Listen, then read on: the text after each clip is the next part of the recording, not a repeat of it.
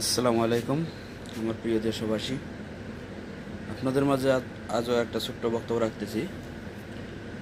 আমার বক্তব্য রাখার বিষয় হলো আমাদের জাতীয় দেশ, আমাদের দেশের সরকার নিয়ে।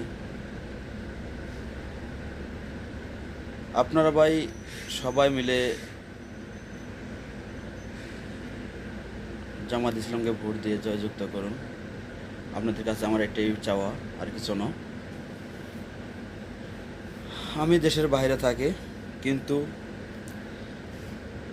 অনেক দিন যাবৎ দেখতেছি দেশের ভিতর অনেক অত্যাচার হইতেছে।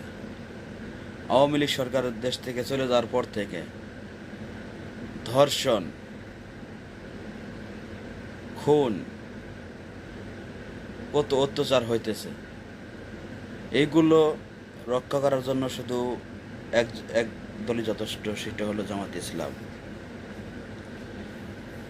এরপরে দেখেন ঢাকা শহরের ভিতরে মেন রাস্তায় বড় রিক্সা উঠতেছে, অনেক অ্যাক্সিডেন্ট হইতেছে, অনেক কিছু হইতেছে।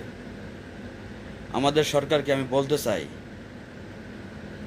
যে ঢাকা মেন রুটে রোটো রিক্সা অথবা পাও রিক্সা এই দুটা বন্ধ করে দিতে হবে। পাও রিক্সা, রোটো রিক্সা এগুলো চলবে মেন রাস্তার বাইরে, মেন রাস্তায় উঠতে পারবে না। সিএনজি উঠতে পারবে, গতি ঠিক আছে।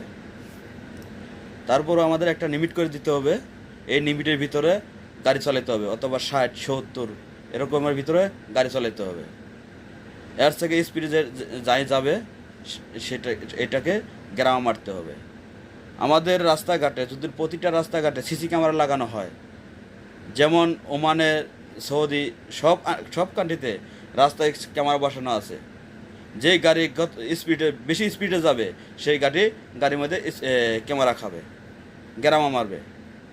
আমাদের লাগবে না ট্রাফিক পুলিশ, লাগবে না কোনো চেকপোস্ট।